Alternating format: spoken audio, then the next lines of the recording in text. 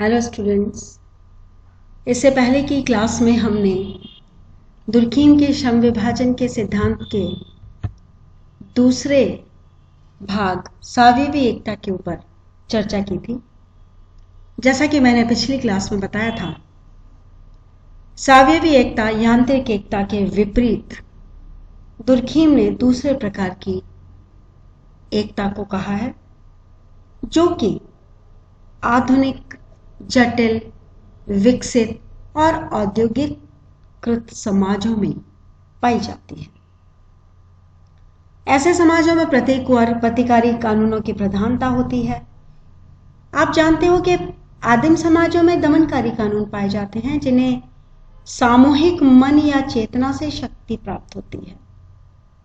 ऐसे कानून व्यक्ति को समूह के साथ प्रत्यक्ष रूप से जोड़ते हैं, किंतु आधुनिक समाजों में श्रम विभाजन और विशेषीकरण की प्रधानता अधिक होने के कारण भिन्नताएं अधिक पाई जाती हैं, और ये भिन्नताएं व्यक्ति को स्वतंत्रता बनाए रखने के लिए प्रोत्साहित करती हैं और उसकी जो सामूहिकता की भावना है, सामूहिक चेतना की भावना है, उसको थोड़ी निर्बल कर देती है। श्रम विभाजन और विशेषीकरण की जो बहुलता पाई जाती है, उसके कारण प्रत्येक व्यक्ति केवल एक कार्य का विशेषज्ञ बन जाता है और दूसरे कार्यों के लिए वह बाकी समाज के लोगों पर निर्भर हो जाता है। और जब समाज के अधिकांश सदस्य अपने अपने कामों में विशेषज्ञ हो जाते हैं और दूसरे कामों के लिए दूसरे सदस्यों पर निर्भर रहने लगते हैं, तो ऐसी स्थिति में समाज में एकता उत्पन्न होती है, और वो एकता सावयवी एकता कहलाती है। कारण ये है कि जिस प्रकार हमारे शरीर के सारे अंग अलग अलग प्रकार के कार्य करते हैं, और वो अलग अलग कार्य इसलिए कर पाते हैं कि वो एक दूसरे से जुड़े हुए हैं। एक दूसरे से पृथक होकर, शरीर से पृथक होकर शरीर का कोई भी अंग कार्य नहीं कर सकता। और दूसरी बात, प्रत्येक अंग अपना अपना कार्य करता है। वो किसी भी स्थिति में दूसरे अंग का कार्य नहीं कर सकता। दूसरे अंग के कार्यों के लिए उसे दूसरे अंगों पर ही निर्भर रहना होता है। जैसे कि मैंने पिछली क्लास में आपको उदाहरण देके समझाया था, नाक का काम मुंह नहीं कर सकता, मुंह का काम कान नहीं कर सकता, आंख का काम दांत नहीं कर सकता, लेकिन ये सभी अपना अपना काम करते हैं, इसलिए अपने कामों में विशेषज्ञता रखते हैं। विशेषज्ञता रखने के कारण इनका कार्य विभाजित है और यही उस कार्य को करते हैं, लेकिन अपने अपने कार्य को करते हैं, दूसरों के लिए, दूसरे कार्यों के लिए दूसरों पर निर्भर रहते हैं, इसलिए वो एक दूसरे पर निर्भर हो जाते हैं। तो इसी प्रकार की स्थिति समाज में भी होती है, और दुर्कीम कहते हैं कि इसीलिए शारीरिक एकता के समान सावयवी एकता होती है, इसीलिए उसे सावयवी एकता कहा जाता है। और प्रतिकारी कानून, जैसे कि मैंने आपको पहले बताया, इसी को प्रकट करता है।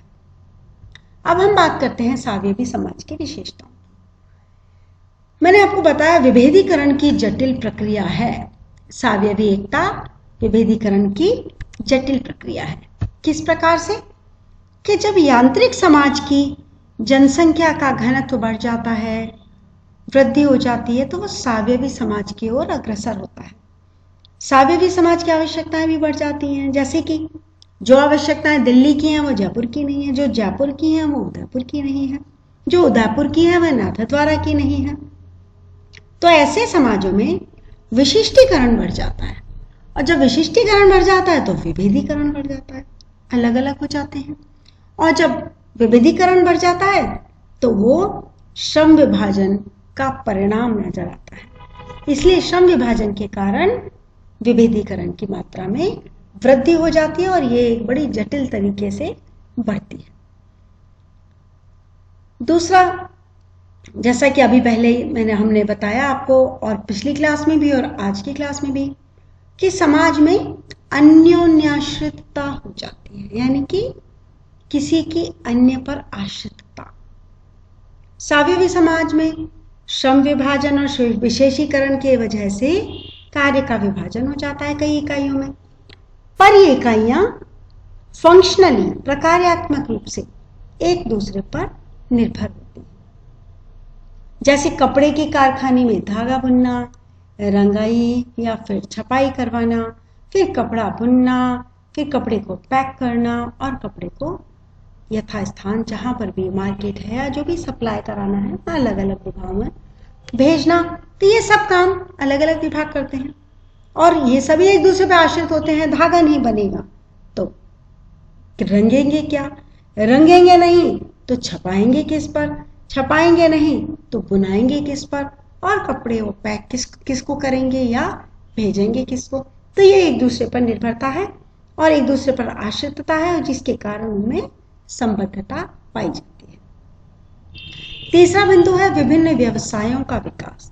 तो सावयवी समाज में क्योंकि विभेदीकरण पाया जाता है और एक दूसरे पर आश्रितता पाई जाती है, इसलिए बहुत सारे व्यवसाय जन्म ले लेते हैं जिससे लोगों की आवश्यकताओं की पूर्ति हो सके। तो जिस प्रकार जनसंख्या की अधिकता होती है उसी प्रकार व्यवसायों की बहुलता और विविधता हो जाती है। ये एक सावयवी समाज की महत्वपूर्ण विशेषता है। अगला बिंदु है सामूहिक प्रतिनिधान। सावयवी समाज में लोगों के जो विचार हैं, उनकी सोच है, उनके संवेग हैं, उनके रीति रिवाजों की जो अभिव्यक्ति है वो सामूहिक रूप में होती है, सामूहिक प्रतिनिधानों में होती है। जैसे कि सामूहिक प्रतिनिधान सामान्य जन का प्रतिनिधित्व होता है। जो स्थान यांत्रिक समाज में सामूहिक चेतना का होता है वही स्थान सावयवी समाज में सामूहिक प्रतिनिधान का होता है। तो इस प्रकार सामूहिक प्रतिनिधान सावयवी समाज की एक संस्कृति कही जा सकती है।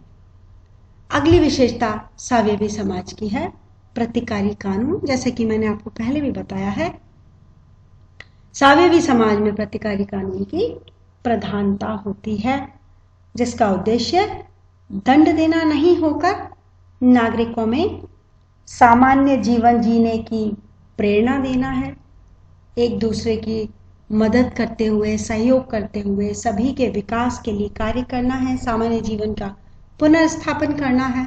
इस प्रकार प्रतिकारी कानून की व्यवस्था की जाती है। फिर है आर्थिक संगठन। जहां यांत्रिक समाज में भरण पोषण वाली अर्थव्यवस्था पाई जाती है, वहीं सावयवी समाज में बचत वाली अर्थव्यवस्था पाई जाती है। तो इस समाज में व्यक्तिवाद का महत्व बढ़ने के कारण व्यक्तिगत संपत्ति का महत्व बहुत अधिक बढ़ जाता है। बंद के स्थान पे खुली अर्थव्यवस्था का विकास होने लगता है। वंशानुगत व्यवसाय के स्थान पर अपनी क्षमता, अपनी योग्यता, अपनी पसंद के आधार पे व्यवसायों का चयन किया जाने लगता है। तो इस प्रकार से आर्थिक संगठन, आर्थिक व्यवस्था ही यांत्रिक एकता से बिल्कुल अलग होती है सावयवी एकता वाले समाज की, सावयवी समाज की। फिर है राजनीतिक व्यवस्था। सावयवी समाज में राजनीतिक कार्यों का भी विशेषीकरण हो जाता है। जो राज्य के 3 अंग होते हैं, व्यवस्थापिका, कार्यपालिका और नगरपालिका, न्यायपालिका, तो ये तीनों अलग अलग तरीके से कार्य करते हैं। और शासन जो होता है ऑर्गेनिक समाज में, सावयवी समाज में वो वंशानुगत नहीं होकर के चुना हुआ होता है, इलेक्टेड होता है, चुनी हुई सरकार के माध्यम से शासन किया जाता है। तो इसी वजह से राजनीतिक व्यवस्था एक औपचारिक स्वरूप ग्रहण कर लेती है। राजनीतिक व्यवस्था पूरी तरह से औपचारिक हो जाती है, चाहे वह व्यवस्थापिका है, चाहे वह कार्यपालिका है या चाहे वह न्यायपालिका है। तो पूर्णतः औपचारिक, पूर्णतः विशेषीकृत व्यवस्था सावयवी समाज की एक बहुत बड़ी विशेषता है। और अंतिम बिंदु है धार्मिक संगठन। आप जानते हो कि जो सावयवी समाज है वहां पर धर्म का सार्वभौमिकरण हो जाता है। सार्वभौमिकरण का मतलब धर्म का इतना प्रचार प्रसार हो जाता है कि जो स्थानीय धार्मिक विश्वास होते हैं, लोकल देवताओं के, लोकल स्थानों के प्रति जो एक भाव होता है, लोकल चीज़ों के प्रति, लोकल धार्मिक विश्वासों के प्रति वो भाव, वो विश्ववाद या अंतर्राष्ट्रीय वाद का स्थान ले लेता है और बदल जाता है। उस तरीके से व्यक्ति के लिए जो ईश्वर के प्रति निष्ठा होती है, उसमें उसका व्यक्तिकरण हो जाता है, निजीकरण हो जाता है, जनजातीय भक्तिवाद समाप्त होने लगता है और बहुदेववाद आ जाता है। बहुत सारे लोग बहुत सारे देवताओं को मानने लगते हैं और पूरी तरह से धर्म का सार्वभौमिकरण, शब्द बहुत ही उपयुक्त है इसके लिए, सार्वभौमिकरण हो जाता है। तो इस प्रकार सावयवी समाज को हम इन सभी विशेषताओं के संदर्भ में समझ सकते हैं। सावयवी समाज और यांत्रिक समाज को हमने देखा और पढ़ा और इस तरह हम कह सकते हैं कि दोनों में अंतर होता है। अंतर आप समझ ही चुके हैं, किस प्रकार से दोनों में अंतर मैंने आपको पहले की क्लास में और अभी की क्लास में समझाया है। दोनों को आप कंपेयर करें, दोनों के अंतर को समझें और अगर आपको इनमें से कोई भी बात समझ नहीं आती है तो आप मुझसे संपर्क करें। Thank you.